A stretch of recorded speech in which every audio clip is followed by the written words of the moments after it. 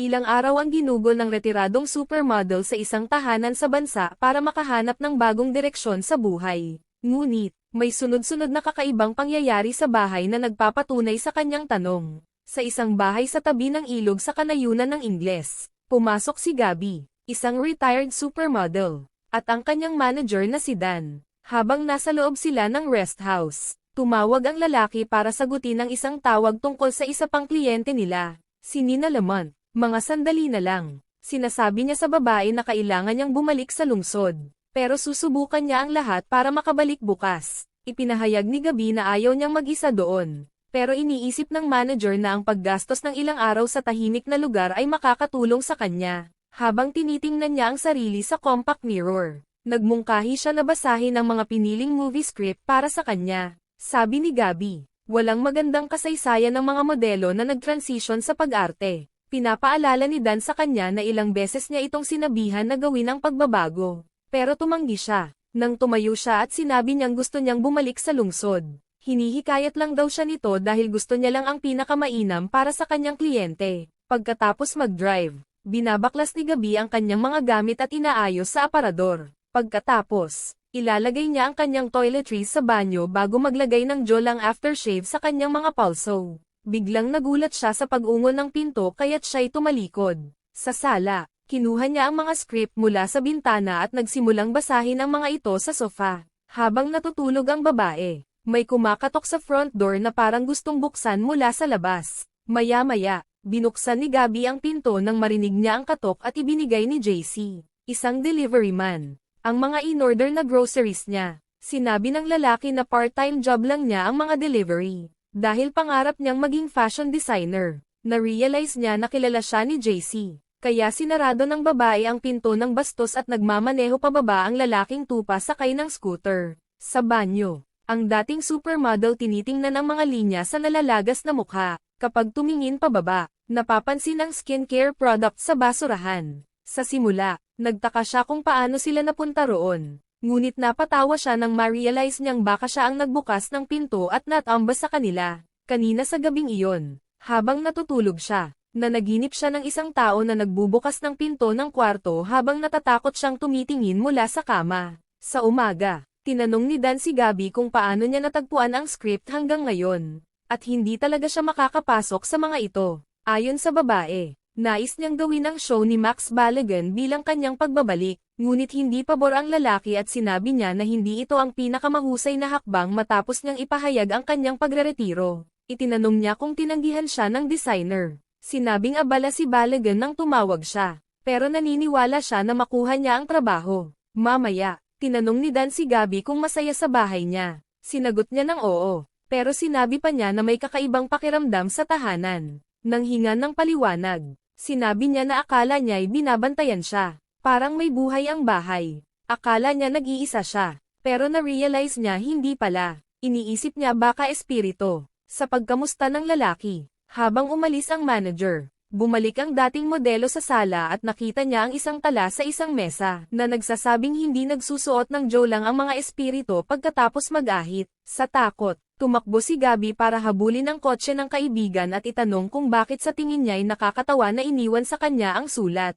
Pero nang mabasa ni Dan ang papel, akala niya'y biro lang ito at sinulat niya lang kung paano ito nakasulat sa kanyang sulat kamay. Nakalito. Babae naglalakad pa uwi, pero nag-aalala kapag may nakikita na ibang note na nagsasabing, hindi ka kaaway. Nagpanik. Babae tumakbo palabas ng bahay para tawagan ang mga pulis, pero walang koneksyon. Mamaya, chini-check niya si JC sa bahay pero walang nakitang kakaiba ang delivery man. Pagbalik ni Dan, tiningnan niya si Gabby at sinabi ni JC na tiningnan niya lahat ng kwarto maliban sa cellar. Kaya nagpunta ang manager sa ibaba para tingnan ito at sabihin na walang laman ito. Sinabi ng lalaki, walang ibang paliwanag sa mga notes maliban kung siya ang sumulat. Galit na galit siya at hindi siya naniniwala sa kanya. Inakusahan ni Gabby si Dan na itinatago at may kasabwat sa likod ng mga eksena para mabaliw ito. Para matanggal siya bilang kliyente. Naiinis na ang mga tao. Sabi ng manager. Hindi raw siya gagawa ng masama at nagtatanong kung ano ang gusto niyang gawin sa kanya.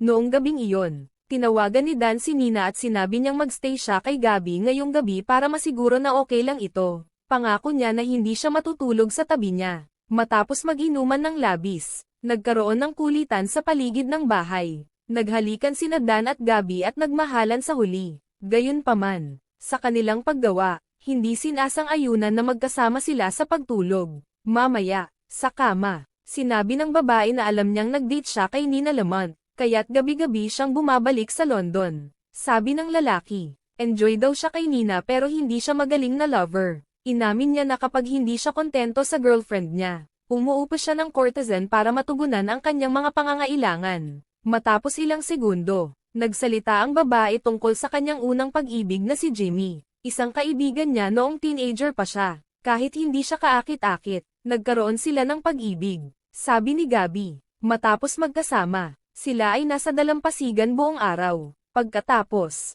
hinatid niya ito pauwi sakay ng scooter. Pero sa pagbalik niya, naaksidente at namatay. Sabi niya, simula nang mamatay siya, hindi umalis ang espiritu nito at patuloy siyang bantay. Mamaya, gabi na, nagising ang babae at napagtanto na umalis na si Dan. Kaya nagsimula siyang mag-empake ng gamit. Matapos ilang segundo, nagulat siyang bumukas ang pinto at gumalaw ang upuan. Bigla na lang, isang lalaking may kamay na maayos at wig na blonde ang lumitaw at nakatakot na lumapit sa kanya, na nagdulot ng malakas na sigaw ni Gabby sa takot. Sa umaga, nagising siya at nakita niyang nagbibihi si Dan. Nagtataka siya kung panaginip lang ba ang nakakatakot na pagsubok. Sinabi niya sa kanyang manager na nagbago na ang isip niya at nagdesisyon na siyang manatili na lang sa bahay. Sa pag-alis ng lalaki, bumaba siya sa bodega at nakakita ng anti-gang typewriter. Tapos, pumunta siya sa side table at sumulat ng mga tala para sa mga espiritu. Tinanong niya sila kung makikita nila siya kahit patay na sila,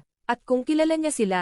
Sandali na lang, nag-makeup siya at sinuot ang damit na dating nasa cover ng isang magazine. Nagtanong siya sa espiritu kung maganda pa rin siya dahil maganda pa rin ang kanyang sarili. Gayunpaman, sa halip na sagutin, napagtanto ni Gabby na kayang gumalaw ang mga bagay, kaya't pinunit niya ang kanyang magazine at itinapon sa bintana. Agad-agad, tumakbo ang babae papalabas upang kunin ito. Sa sala, Gabby nagsasalita sa espiritu. Kumbinsido siya na si Jimmy. Matapos maapektuhan, natupad niya ang lahat ng mga layunin bilang isang modelo para sa kanya. Ngunit ngayong nasa huling yugto na ng kanyang tagumpay, at dahil sa tingin niya ay walang magandang proyekto na ibinigay ni Dan sa kanya, naniniwala siya na kailangan niyang maghanap ng bagong oportunidad.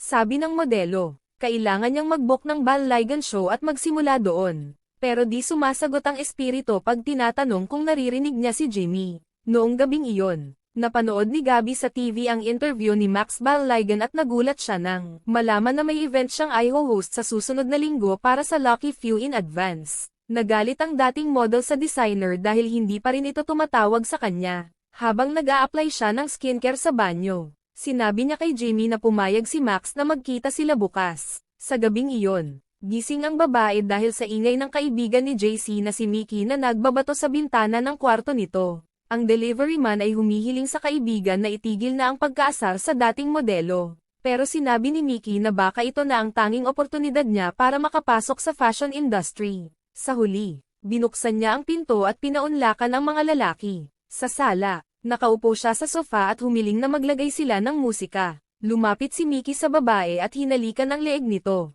Ngunit nang hinawakan niya ang katawan nito, pinigilan siya at marahang itinulak palayo ang kamay niya. Tinanong ni Gabby ang ginagawa nila doon. Sinabi ni Mickey na nandun sila dahil gusto ni JC magkaroon ng koneksyon sa fashion industry. Alam ni Gabby na gusto lang nilang magpahinga ng supermodel. Pero hindi sumasang-ayon si Mickey. Sinabi ng mayabang na lalaki sa maamong kaibigan na umalis para sila ni Gabby ay mag-isa. Pag-alis niya, hinalikan ni Mickey ang dating modelo. Sumigaw siya kay Jimmy, pero hindi niya pinansin ang kanyang mga masamang gawa laban sa babae. Inakbayan siya sa sofa, binatukan, at pinilit na gawin ang sinasabi ng lalaki. Walang ibang magagawa ang takot na babae kundi umiyak at sabihin sa sarili na ito'y isang bangungot lamang. Biglang-bigla, isang di nakikita na nilalang ang humila kay Mickey at itinapon sa sahig.